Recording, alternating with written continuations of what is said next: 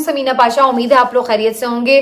तो जी कुछ election updates मुझे इस वीलॉग में स्पेशली आपके साथ डिस्कस करनी है, क्योंकि कुछ चीज़ें जो हैं वो पिछले वीलॉग में रह गई थी, तो मैं आपको इस बारे में अपडेट कर दूं।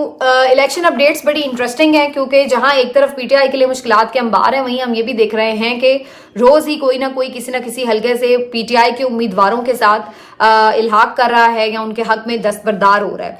अब इसी तरह की जो खबरें हैं वो आ रही हैं कि जी पीपी इस पे एक मिनट में अभी आपको बता देती हूँ।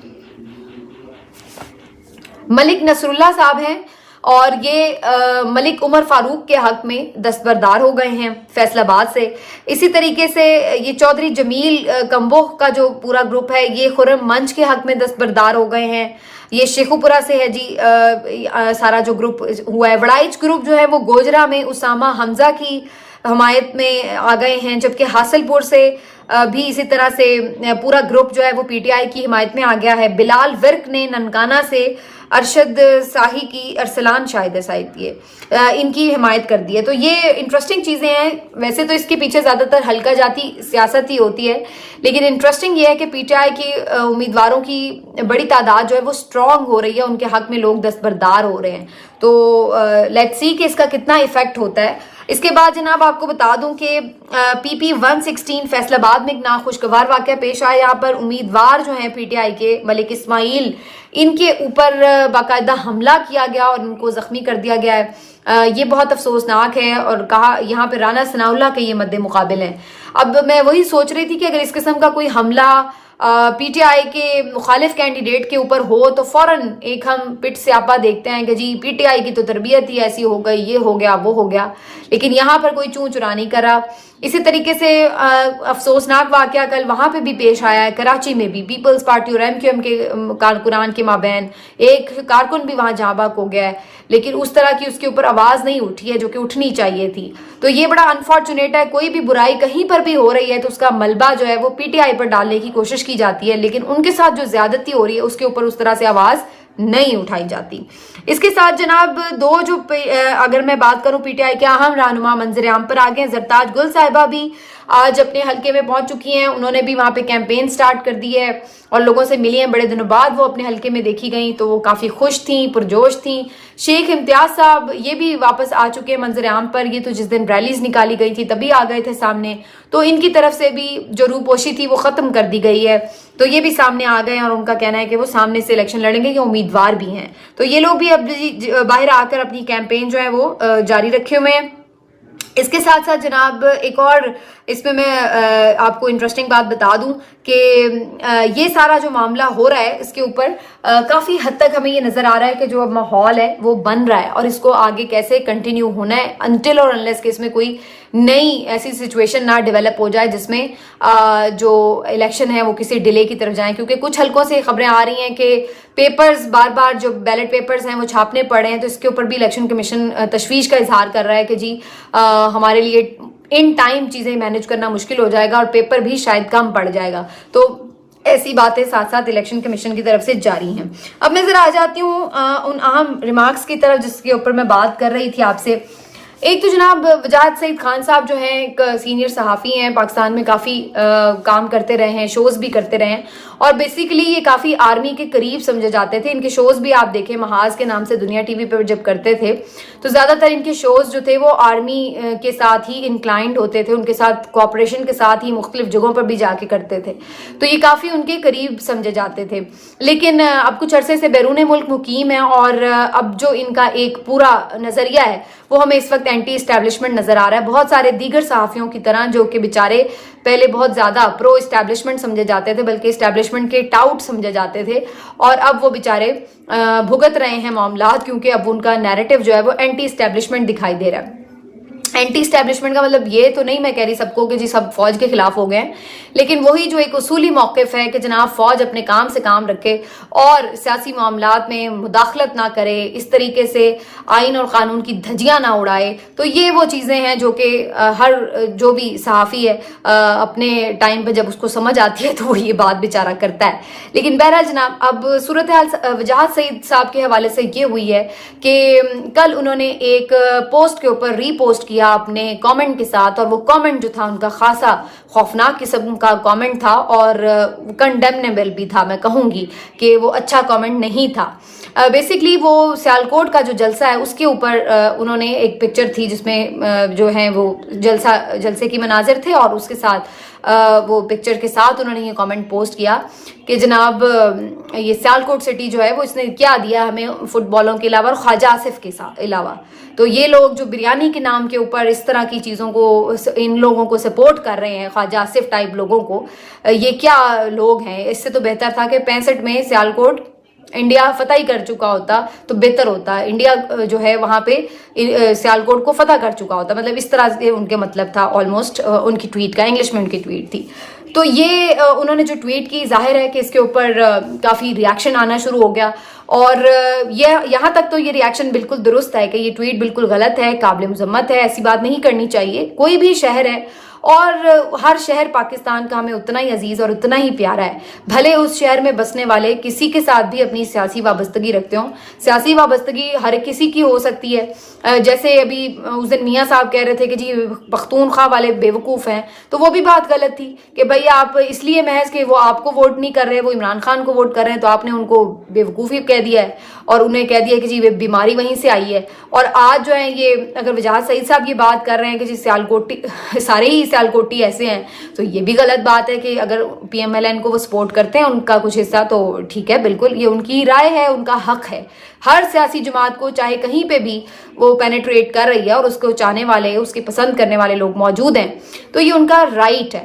तो इस बात को मेरा ख्याल है आप ये कह सकते हैं कि चलें जी आपको कोई उनसे मुखालफत है, आप नहीं समझते कि ये ठीक है, लेकिन इस तरह के अल्फाज कहना कि ये शहर ही इंडिया को मिल जाना चाहिए था, तो ये मेरा ख्याल है बिल्कुल भी मुनासिब बात नहीं थी।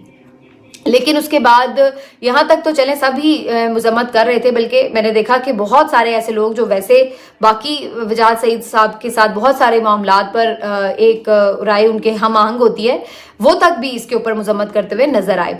लेकिन अब प्रॉब्लम वहां से शुरू हुई कि जब इसको इन्होंने लोगों ने लिंक करना शुरू कर दिया PTI के साथ, और बहुत सारे टाउट सहाफ़ी फिर आ गए जनाब कि जनाब देखिए जी ये PTI का हामी सहाफ़ी, ये है PTI की सोच, और वो सारा मलबा जो है वो PTI पे डालने की कोशिश भी।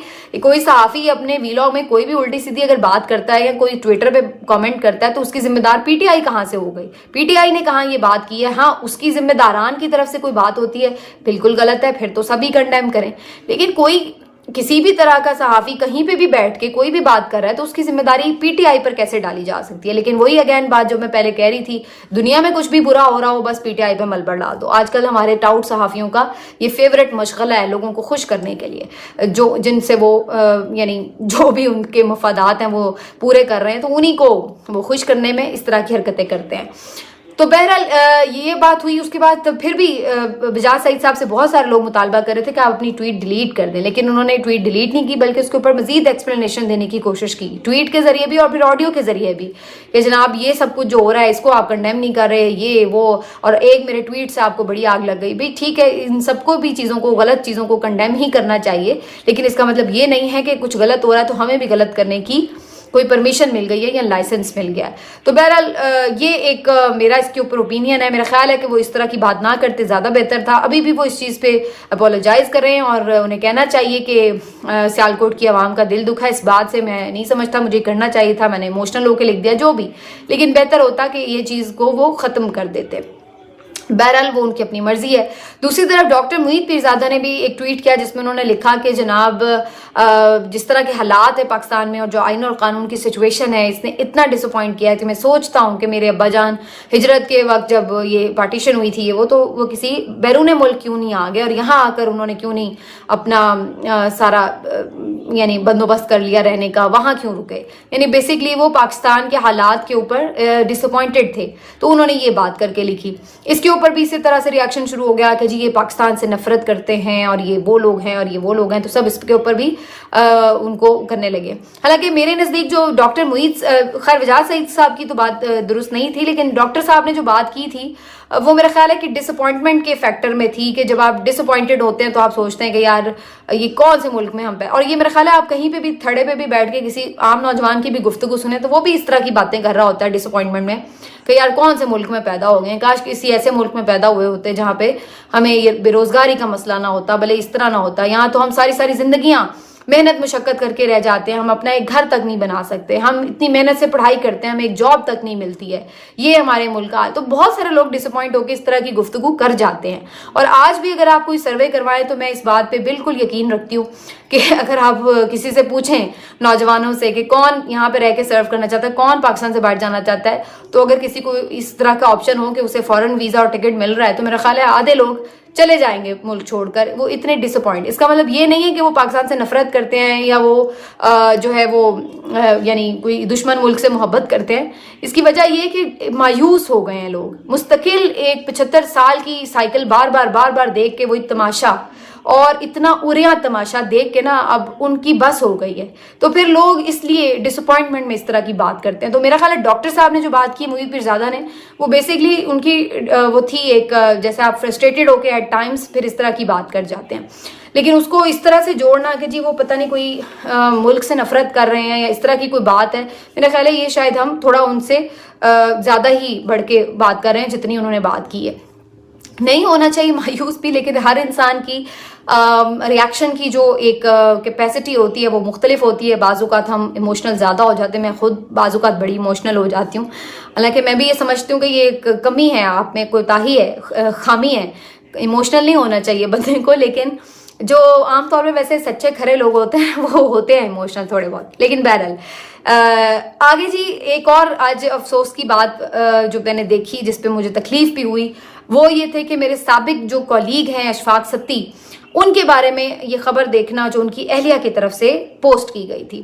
یہ خبر بھی بالکل اچانک سے سامنے آئی اس طریقے سے کہ جی اشفاق ستی صاحب نے اپنی اہلیہ کو خوب مارا پیٹا ہے اور ان کی بہت زیادہ ایک بہت بیچاری کی تشدد والی جو پکچرز ہے وہ بھی اس نے پوسٹ کی ہوئی تھی, اور پھر اس پہ انسیڈنٹ بھی لکھا ہوا تھا کہ جو ستی صاحب ہیں انہوں نے کس طرح سے ان کی نہ صرف یہ کہ بے عزتی کی بلکہ ان کو فزیکل ٹارچر کا نشانہ بنایا, ان کے اوپر تشدد کیا اور انہیں بند رکھا اور بھوکا پیاسا رکھا اور انہیں مارا پیٹا اور یہ سب کچھ ہوا.